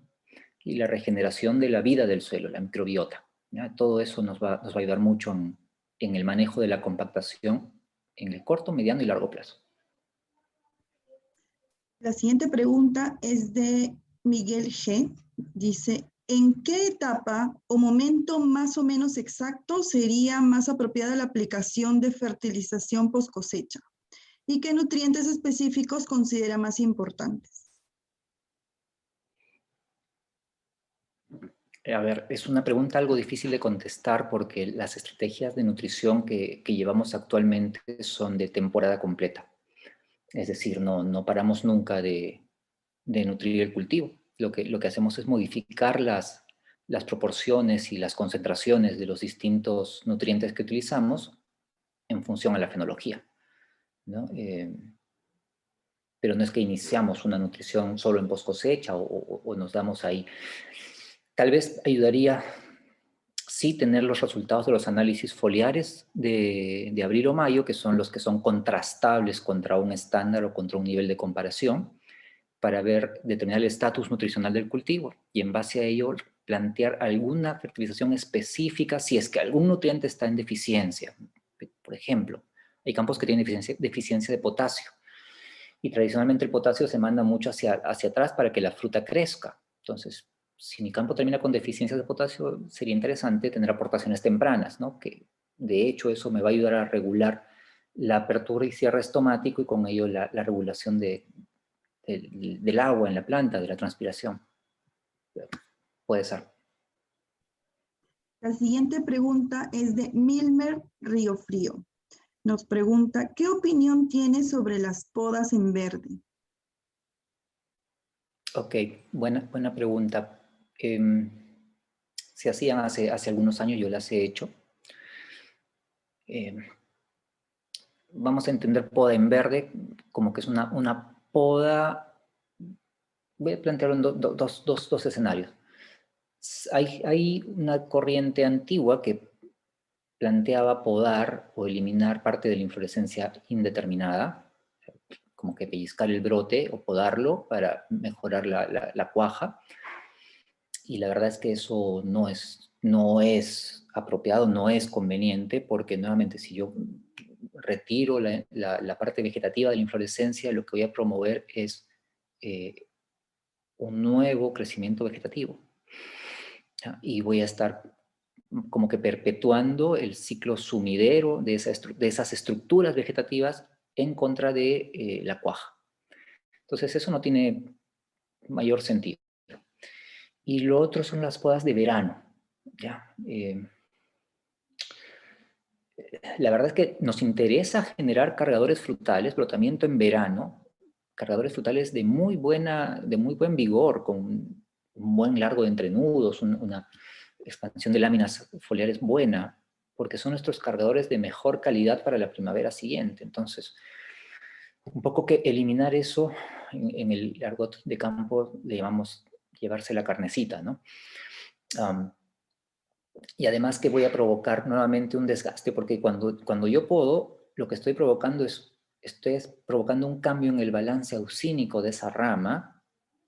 Esta pierde su dominancia apical y provoco el despertar de las yemas axilares. Entonces voy a tener nuevos brotes por ahí. Ya, entonces, no son técnicas que yo esté usando actualmente o que esté viendo que se usan. Espero que con eso haya respondido su pregunta. La siguiente pregunta es de Anthony Palomino. Nos dice, ¿qué trabajos se pueden hacer para bajar el porcentaje de la inflorescencia determinada? No hay un trabajo específico, Anthony. El palto es un cultivo delicado, para nada es un cultivo rústico, y voy a decir algo que no es nada técnico, ¿ya? Es un cultivo muy rencoroso. Quiere decir que lo que le haces se lo guarda y te las cobra. Entonces, cualquier error que cometamos durante la temporada va a provocar que la floración sea excesiva, que sea más determinada, que perdamos follaje y todo ello, ¿ya? Entonces hay que ser cuidadosos con todos los factores de producción, riego, nutrición, sanitario, con todos los factores de producción y saber utilizar también bioestimulantes, ¿ya? Saber utilizarlos bien porque muchas veces, a ver, en el caso de las algas, más allá de la acción protohormonal o protauxínica, protocitoquinínica que pudiesen tener, a mí me gusta mucho el trabajo de algunos compuestos orgánicos, como pueden ser los polioles o, a ver, que me ayudan a salir de situaciones de estrés o tolerar mejor estas condiciones de estrés. Entonces la planta está como más preparada para soportar estas condiciones y no se golpea. O sea, no se golpea tanto. Esa es la forma de llegar a una floración más equilibrada, ¿no? Ojo, el suelo es la base, creo yo también, ¿no? Por eso hablé tanto de ello al principio. La siguiente pregunta es también de Miguel G. ¿Cómo determino con exactitud si debo usar paclobutrazol en la zona norte en La Libertad? Miguel, el paclobutrazol va de salida, le han bajado los límites, es bastante residual, pero sigue siendo una herramienta útil en el cultivo. En la medida que tú tengas un campo eminentemente indeterminado, sí interesa regular el vigor del brote que corona la inflorescencia y mejorar con ello la cuaja temprana, ¿no? Entonces, aplicar paclo por aplicar no tiene sentido. Hay que primero tener el huerto equilibrado, tener un porcentaje de inflorescencias indeterminadas y aplicar en el momento apropiado. Yo he visto o me han contado muchas veces en Chaimochic, porque a veces son un poco herméticos con la información, pero si aplicar muy temprano, cuando tenemos las inflorescencias aún en estado de coliflor, sin expansión de panículas, yo no le encuentro mucho sentido. Yo prefiero esperar a que haya una elongación del brote que corona la inflorescencia. Cuando este tiene entre 5 y 10 centímetros, es un buen momento para aplicar el inhibidor triazólico, llámese paclo o uniconazol. La siguiente pregunta nuevamente es de Anthony Palomino. ¿Qué trabajos se deben hacer para huertos defoliados?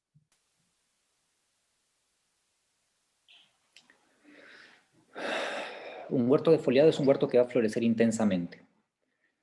Entonces, hay algunas técnicas que promueven un poco el equilibrio floral, ¿ya? No es conveniente, algo que se hacía mucho en Chincha o que se hace aún en algunos campos, es esta poda de piquetes, que le llaman, que es piquetear el árbol, cortar muchas ramillas y provocar un brotamiento en el árbol. Pero en mi opinión esta técnica no es apropiada porque este brotamiento, si bien se da, voy a decirlo de esta forma, no está energéticamente presupuestado por la planta. La planta por sí misma no iba a brotar de esa forma. Estamos forzando un brote con la poda. Entonces estamos además provocando un desgaste energético porque no iba a hacerlo. Va a brotar vegetativamente y esos brotes van a ser sumideros todo un tiempo. Entonces yo no le encuentro mucho sentido y he tratado de erradicar esa técnica en muchas zonas. Creo que es limitadora o limita el potencial productivo del cultivo. Paciencia, hay que hacer las cosas con calma, ningún trabajo se hace de inmediato, ninguna respuesta es inmediata en el cultivo, hay que tratar de equilibrarlo todo, enfocarse en el suelo. Hay algunos bioestimulantes que ayudan a un despertar un poco más de la planta, más vegetativo, y lo que se podría hacer en ese caso es tratar de regular el vigor del crecimiento post-floración, que es un crecimiento vegetativo tipo noviembre, que provoca que toda la fruta que pueda haber cuajado en estas inflorescencias determinadas se caiga. ¿Ya? Entonces, un poco lo apuntaría por ahí. Listo, la siguiente pregunta es de Milmer. Tiene dos preguntas. Nos dice, según su experiencia, ¿qué porcentaje de materia seca es la ideal para realizar la cosecha y evitar el consumo de almidón? Y la segunda pregunta es, una vez terminada la cosecha, ¿cuántas unidades de NPK aproximadamente debe usar? Ok, voy a responder la primera. Primero yo preferiría empezar a cosechar por lo menos con 22% de materia seca, no con 21,5, porque es como quien estudia para el 11, ¿no? Entonces, cuando uno estudia para el 11, en una de esas se equivoca y jala, que es lo que pasa con el palto. Yo preferiría tener un contenido de materia seca algo superior, por lo menos 22, y pueden cosechar con tranquilidad 25 o 26% de materia seca. Cosechar por encima de esos contenidos incluso es riesgoso para la misma vida útil de la fruta. ¿Ya? Hay que trabajar con temperaturas más bajas en el contenedor, es un poco más delicado, además que puede provocar, de hecho, provoca el desgaste de los árboles, ¿no?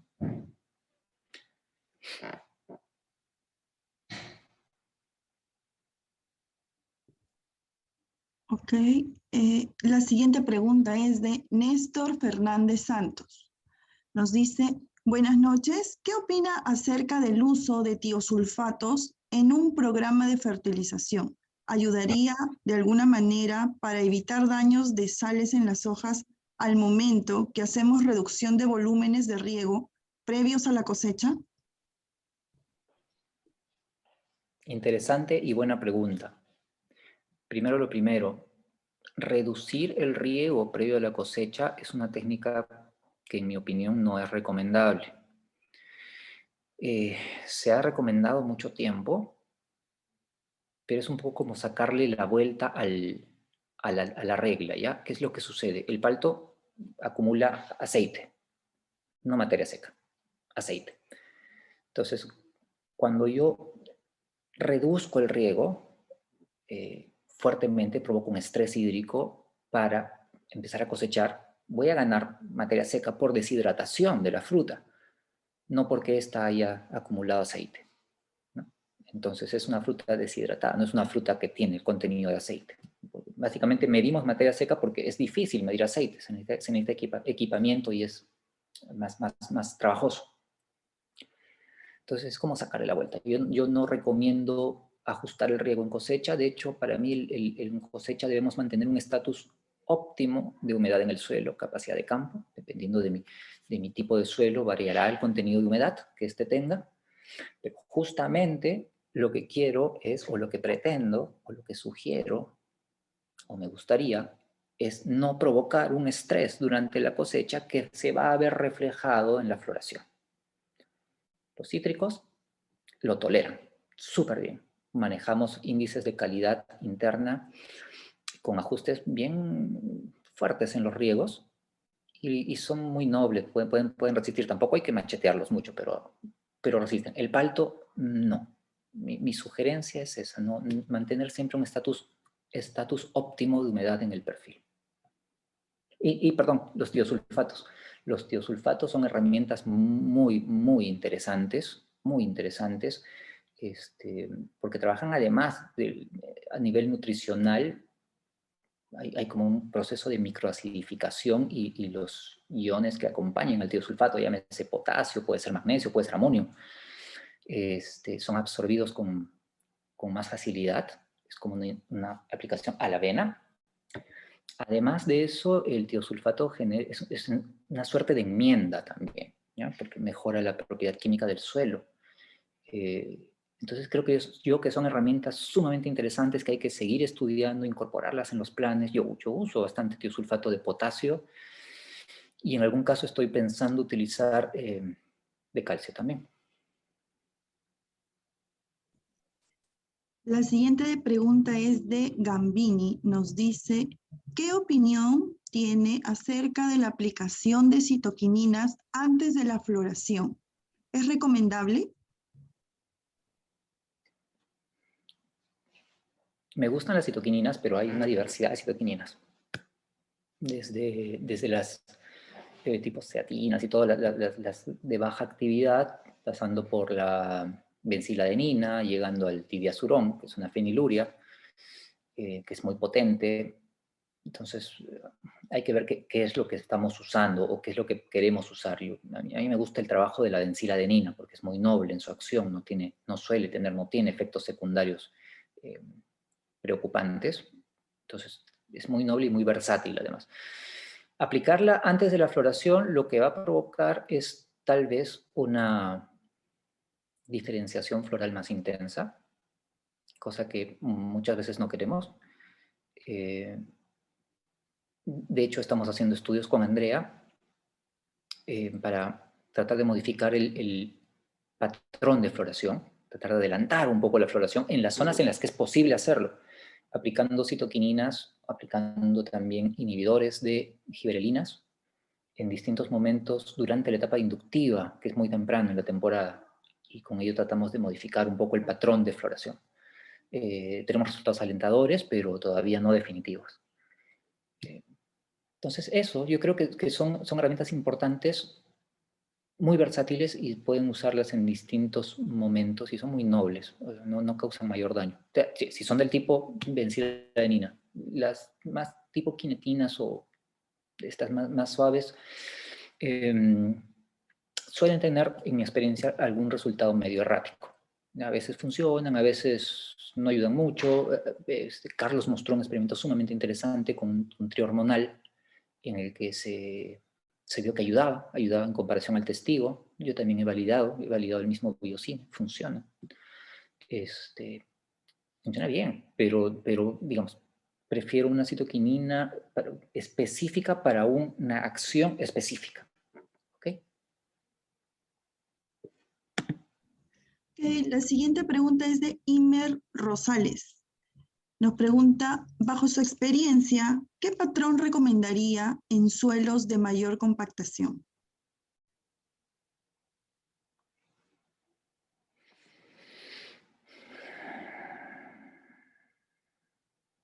A ver, ningún patrón se va a desarrollar bien en un suelo compactado. Hay que trabajar la compactación. Pero si ese fuera el caso, y tengo problemas salinos, porque la compactación muchas veces viene asociada a problemas de salinidad, buscaría un patrón antillano, podría ser un Degania o un Ashdod. Estos se comportan mejor en este tipo de suelos. Un Zifrin, un Fairchild son más para suelos más ligeros, siendo que pueden comportarse bien en un suelo de valle, excelentemente bien, pero su potencial se expresa en un suelo más pobre.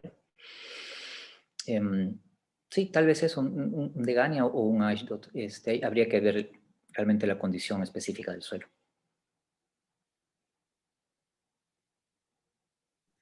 La siguiente pregunta es de Néstor Fernández Santos. Nos dice, si tendría un campo con plantas, con daños severos de quemaduras de hojas por sales, ¿qué tendría como consecuencia este motivo? Dice, ¿no? ¿Y cuál sería el plan de acción a tomar y qué nos recomendaría? El origen del problema puede ser diverso. En principio el agua puede traer cloruros, que es el principal ion tóxico para la palta. No podemos tener un campo, no debemos tener un campo regado con aguas con cloruros, ¿ya? Y si tenemos cloruros, hasta en cierto nivel, por ejemplo, 1.000 equivalente por litro, 2.000 equivalentes por litro, podemos antagonizarlos con nitratos y diseñar una disolución de fertirriego con ese equilibrio iónico, ¿no? De tratar de equiparar el contenido de cloruros con el de nitratos, superar con el de nitratos para que la planta tome nitratos en lugar de cloruros. Ese es un antagonismo clásico. El otro factor podría ser el suelo, que está compactado, entonces no hay un buen movimiento de agua y los bulbos no se desarrollan apropiadamente. Todo ello incide en la toxicidad por cloruros. Entonces, hay que solucionar estos problemas primero, antes de que cualquier cosa, porque el potencial productivo de los huertos realmente decae. Ya, podrían tener un potencial mucho mayor y alcanzar el potencial de Hass, que es de 30 toneladas. Pero tenemos mucha toxicidad en nuestros campos. Ok, la siguiente pregunta es de John Moriano Hualpa. Nos dice, cuando tengo un riego de 50 metros cúbicos, ¿puedo aplicar un subsolador químico en los primeros 20 y luego en los 30 siguientes? Esto con el objetivo de aprovechar los pocos riegos que se tienen en invierno. Es interesante, si aplicas o si inyectas el acondicionador en el primer tercio del riego y luego viene una lámina importante de agua, lo que vas a hacer es meterlo en profundidad, en el perfil, y puedes romper estratos o puedes acondicionar estratos inferiores. Eso es interesante, dependiendo de la condición que tenga tu perfil, ¿no? Yo trato de acondicionar todo el perfil donde se encuentra la masa crítica radicular, ¿no? Que es de 0 a 40, de 0 a 60, que es la masa crítica radicular del palto, está allí, ¿no? Entonces me interesa que todo ese perfil se acondicione bien.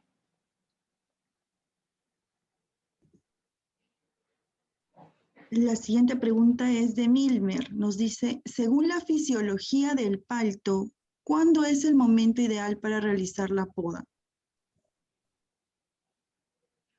Una vez hayas pasado o superado el punto de determinación irreversible a flor. Chequea los estudios de Samuel Salazar García, Milmer, que habla sobre este concepto, determinación irreversible a flor. Hay experimentos que se pueden llevar a cabo para determinar en tus condiciones, en nuestras condiciones, cuándo es que ocurre este punto en el que la yema que está inducida se compromete irreversiblemente a ser flor. Y una vez sabes eso, después de eso puedes podar con toda tranquilidad, porque no vas a provocar una falla en la floración. Listo, ingeniero. Y la última pregunta sería de Jacobo. Nos dice, ¿cuáles son los momentos clave para la aplicación de bioestimulantes? ¿Y cuáles, según su experiencia, prefiere? Depende del bioestimulante que quieras aplicar, depende del objetivo que quieres trabajar. A ver, a mí me gustan mucho los trabajos con algas y aminoácidos cargados con ácido glutámico, preflor, flor y durante el brote de verano. Digamos, en esos momentos fenológicos me gusta poner ese tipo de bioestimulantes. ¿ya? Si hablas de bioestimulantes con acción de enraizadora, pues hay que aprovechar los inicios de flujos de actividad radicular para o mejorar la cuaja o reducir la caída de frutas en verano, ¿no? Eso también se puede hacer. Si vas a hablar de elicitores o productos que te ayuden a desarrollar la resistencia sistémica adquirida en la planta, la verdad es que a lo largo de todo el año, toda la temporada, ¿no? Y de hecho una estrategia válida es dar una frecuencia continua, ¿no? 30 días o 40 días y no parar todo el año para que la planta siempre esté generando sus mecanismos de resistencia. Entonces, nada, es eso, depende del objetivo que tengas y de lo que quieras hacer, no hay un momento exacto. Bueno, ingeniero Horacio, eso sería todo. No sé si desea cerrar la ponencia. Sí, nada, básicamente agradecer por la invitación a Franklin, agradecer a Carlos, que me dio mucho gusto verte, Carlos, después de tanto tiempo. Agradecerles la invitación, espero que la charla haya sido de utilidad para todos los que han estado acá. Y nada, por favor, a seguir cuidándose que este asunto todavía tiene para rato. Y nada, a sus órdenes. Ahí quedó el correo electrónico. Si desean hacer alguna otra consulta, que por efecto de tiempo ahora no se ha podido, encantado por ese medio. De repente me demoro un poquito en responderle, pero la responderé finalmente. Listo. Muchas gracias. Horacio, ha sido un gusto. Muchas gracias, ingeniero Horacio. Muchas gracias, ingeniero Carlos. A todos los participantes también les agradecemos por las preguntas que realizaron y por estar al pendiente de la charla. Si alguna pregunta no ha sido resuelta, por favor, escribir al correo que aparece en el chat y las preguntas van a ser solucionadas en el tiempo respectivo. Chemi Perú les agradece su participación. Buenas noches a todos. Gracias.